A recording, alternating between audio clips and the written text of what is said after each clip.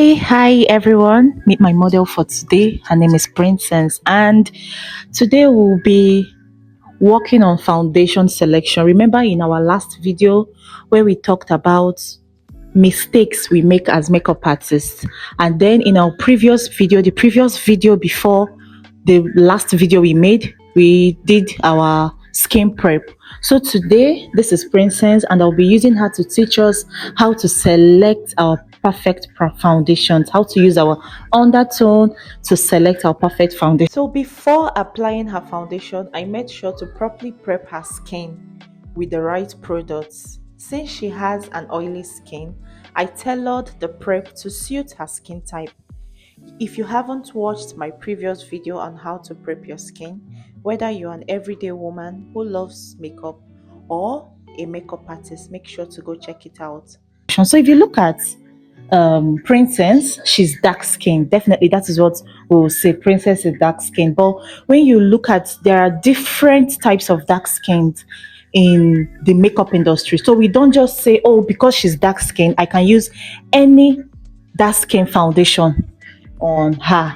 So if you look at her, there is a particular color reflecting underneath her skin. She's dark skinned, yes, but there is a color reflecting underneath her skin. That color reflecting underneath her skin is what we call the undertone. So we are going to use her undertone to select a perfect foundation shade for her. Come join me, let's do it together. So I'll be using my Silver MAC foundation on her. If you look at this foundation, it's a dark foundation and it has an orange undertone. Yes, because looking at her skin color, looking at her face, her neck, and her hand. Now, for us to use our foundation, remember I said in our previous video that for you to select foundation, you don't just swatch it on your palm. You also check on the jawline so that it can match the whole body, because you're not just working with the neck, you're not just working with the hand, you're working with her whole body. So whatever you do should correspond to her whole body. Looking at her skin, she has an orange color reflecting beneath her skin. So that is what we call the undertone. Instead of you using any dark skinned foundation on her, you look for a dark skinned foundation that has an orange undertone. That way you'll be able to match her skin color with the foundation. So this is what we'll be using. I'm using my beauty blender from the Girls Corner today, and honestly it's one of the best I've ever tried. The texture is super soft and it's also really affordable. I'll be using it to apply my foundation. First, I apply the foundation on my tray before going in with the beauty blender on the face. I never apply foundation directly from the bottle onto the skin. Remember in my previous video, we talked about hygiene, and that's something we must always take seriously. After applying, I blended it in thoroughly. Just make sure you don't overblend. So for her foundation, I was able to get her exact shade from my collection without any mixing. Sometimes, especially with darker or caramel skin tones, you may need to mix 2 or more foundations to achieve the perfect match. That's where color theory comes in, understanding how to combine shades to create the exact tone you need. But in this case, it was quite easy because I already had her perfect shade in my range of foundations. So I only used one foundation on her skin without mixing. In my beginner makeup class, we've already started teaching color theory in detail, how to properly select the right foundation shade, and how to mix different shades to perfectly match any skin tone. If you want to understand foundation selection in a more intensive and practical way, that's definitely a class you should not miss.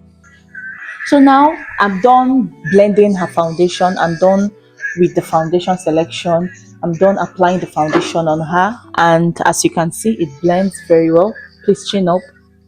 It blends very well, blends down to her skin, her chest, her hand, and all over her body. And because she's a dark skinned, please, for dark skinned, you don't really use something too lighter on them. Maybe because you notice that their chest is a bit lighter or their hand is a bit lighter, then you go on with using a lighter type of foundation on their face. This actually makes them look ghosty at the end of the makeup. So to avoid that, look for an edged shade using their undertone. For example, when you have a fair client walk into your studio, please, the first thing you should observe is the person's undertone, because you might randomly pick any fair foundation and apply on the person. If the person has a yellow undertone and you use a foundation that has a white undertone, the person will definitely look white. But when you select properly and use a foundation that has a yellow undertone, you will definitely get the person's perfect shade.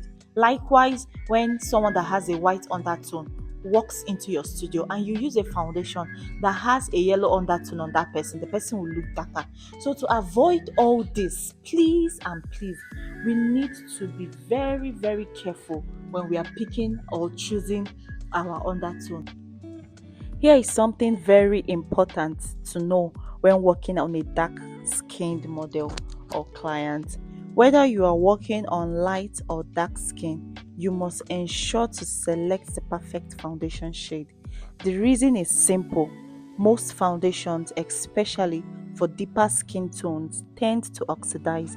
When they do, they become darker.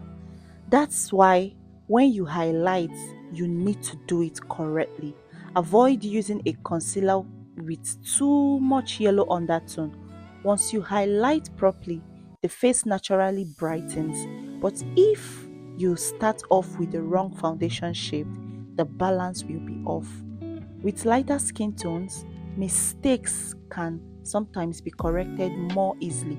But with darker skin, if you go too light on the foundation, it's very difficult to fix.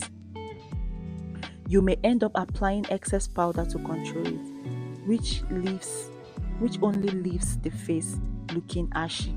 To avoid this, take time to study the client's undertone and carefully select the right foundation. That way, when you finish highlighting, setting the powder, and completing the rest of the makeup, the outcome will look flawless and you will completely be satisfied with your work.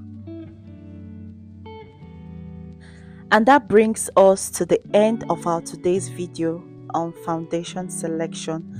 I really hope you picked up a few helpful tips that will make your makeup process a lot smoother and more enjoyable. Remember, getting the right foundation shade is the key to achieving a flawless finish. Whether you are doing your own makeup or working on a client, before you go, don't forget to like this video, subscribe, share, and of course, leave a comment. I always love hearing your thoughts. If you have further questions about today's topic, or maybe there is something you'd like me to explain more deeply in future videos, feel free to drop your questions in the comment section. I will make sure to go through them and address them in upcoming videos. So this is our final look.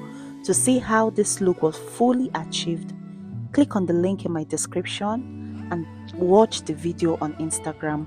Thank you so much for watching, and I can't wait to see you in the next one. Bye.